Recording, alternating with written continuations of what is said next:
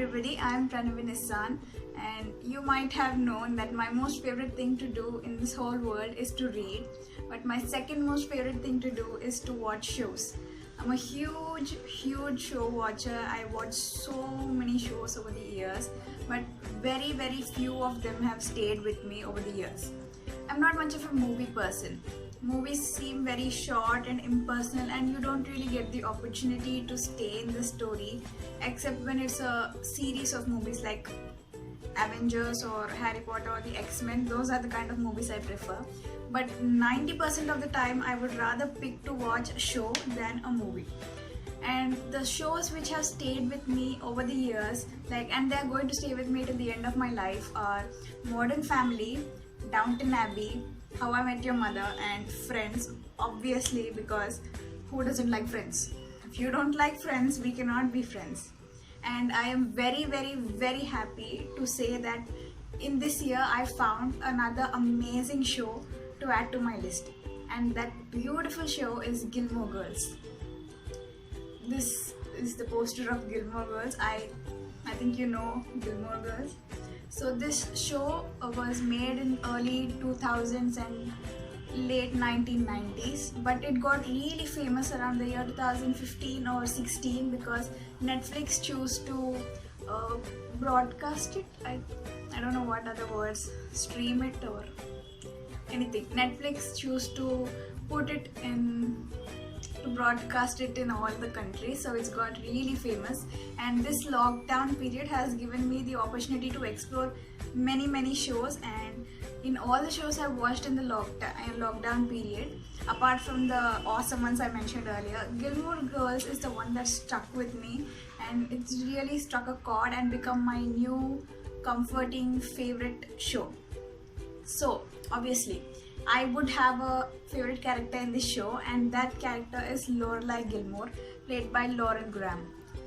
Lorelai Gilmore is a very inspiring character. She's a self-made woman, confident, funny, beautiful, and kind, most importantly. So this favorite character of mine, the actress who played this favorite character, is not only a great actress but also an amazing writer. She is Lauren Graham, obviously, and today I'm going to talk about her book, Talking as Fast as I Can. So Lauren, along with being an actress, is a writer. She has an English literature degree. Her first book is Someday. It's on Audible right now. If you want, you can listen to it. I didn't read that book. I didn't know about the existence of that book until I read Talking as Fast as I Can. But I wanted to start with Talking as Fast as I Can because this is a collection of essays in which she writes about her days on Gilmore Girls and Parenthood, which is another awesome show that she starred in. And it was, it was such a beautiful treat to get to see behind the scenes of Gilmore Girls and what goes into making Lorelai what she is, and the chemistry between Lorelai and Rory. So I could not wait to pick up Talking as Fast as I Can, and I do not regret it at all. I just finished reading it just 5 minutes ago, and I decided to give it a 4 out of 5 stars. So without any further delay, let's talk about the book. So Talking as Fast as I Can is a second book of Lauren Graham, I think. Her first book is Someday. That's her debut novel. It's about a girl called Franny who's a struggling actress. It's somewhat based on her life, but it's fiction, but she got the basic idea from her life. So that was her first book. After that success, she started writing scripts for many shows, and this is her second novel. Not a novel, a book, which is a non-fiction book. So Talking as Fast as I Can is a collection of essays by Lauren. The first part of the book is about her childhood, how she, as soon as she was born, she went to Japan, and she stayed a few years, I think, when she was an infant in Japan, and then she moved back to USA with her father when her parents separated, and she lived on a boat with him, and how she had to skip kindergarten because she was too smart for kindergarten. It was all very funny to listen to. So the first 3 to 4 chapters you get to see how she grew up and the roots, her roots in acting, and like what odd jobs she had to do to get into acting. So after that is over, she directly jumps to Gilmore Girls shooting. So Gilmore Girls started in 1990s, late 1990s, and it was completely different world then, and you get to see that world through Lauren's eyes, and it was so hilarious.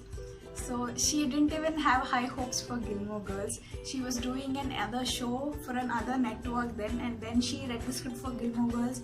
And you know the thing where not just actors or actresses or anyone, you see something and you are like obsessed with it, like I have to do that, like anything at all. Like your passion may be to become a like an employee in some company, or to cook a dish, or to write a book, like that. I mean, you grow like a passion which you cannot put to words for something. Lauren had that kind of passion when she first read the character of Lorelai Gilmore, and they shot the pilot episode, they shot the entire first season, and they sold it to the advertisers. I mean, they showed it to the advertisers so that they can promote it. And this show was given the time of Thursday 8 o'clock in those days, and everyone was like, oh my god, you're so doomed.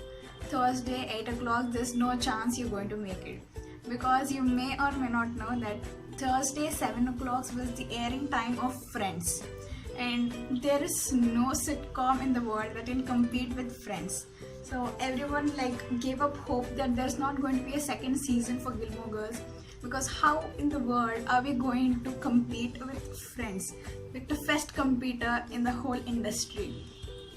Did I say competitor? It's competitor, I'm sorry.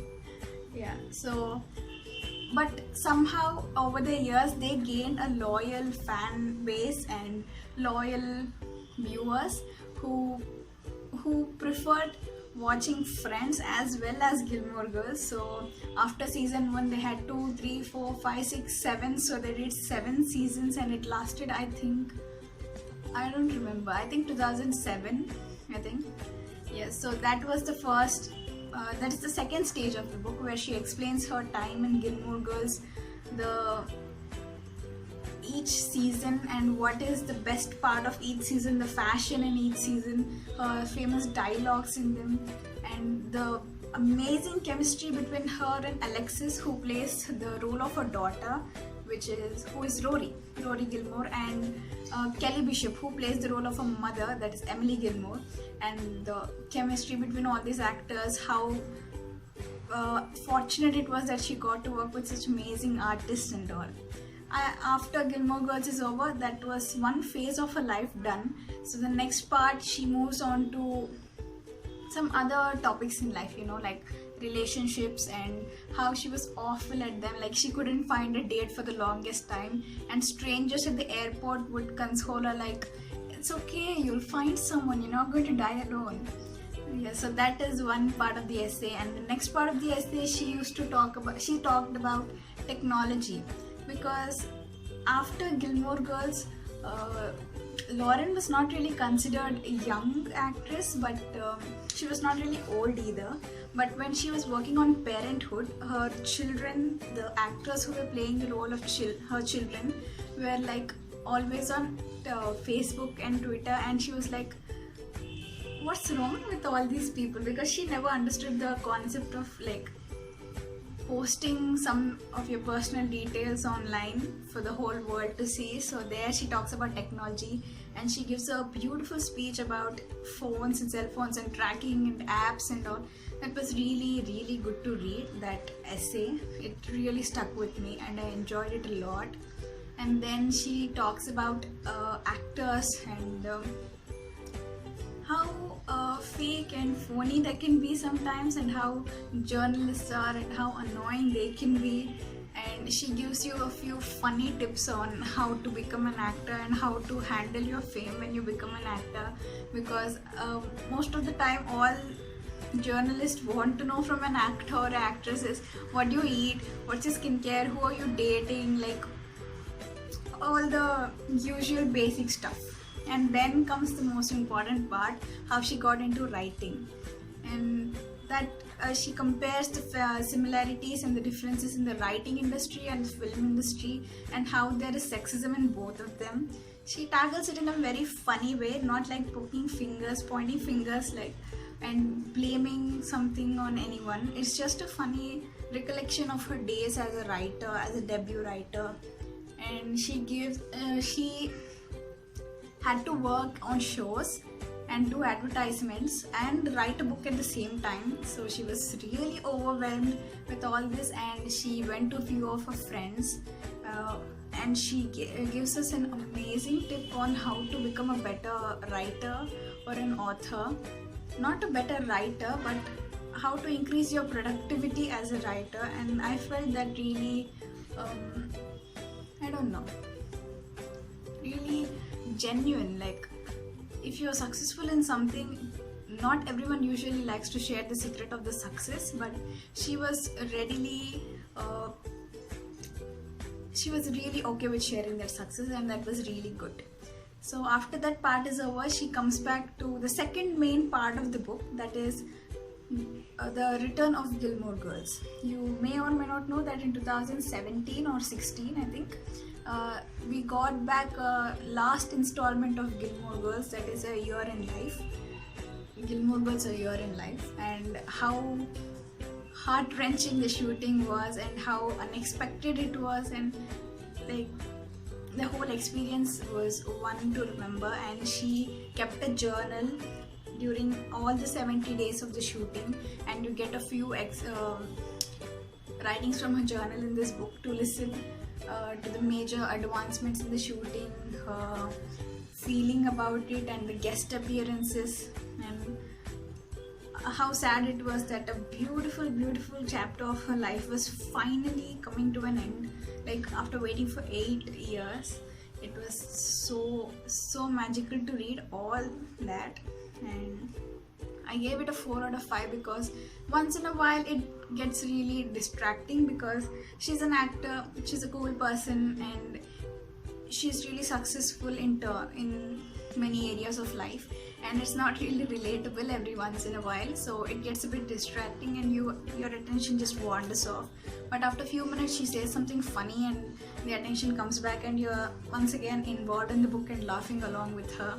It's really fun experience. And there are about 25 photos of her childhood, of her acting with her co-stars, and some funny images of her in funny costumes and all. It's a really fun experience and a joyful ride to read that book. And I was fortunate enough to listen to the audiobook, which is narrated by Lauren herself, and I would highly recommend you check out the audiobook instead of just going to the book.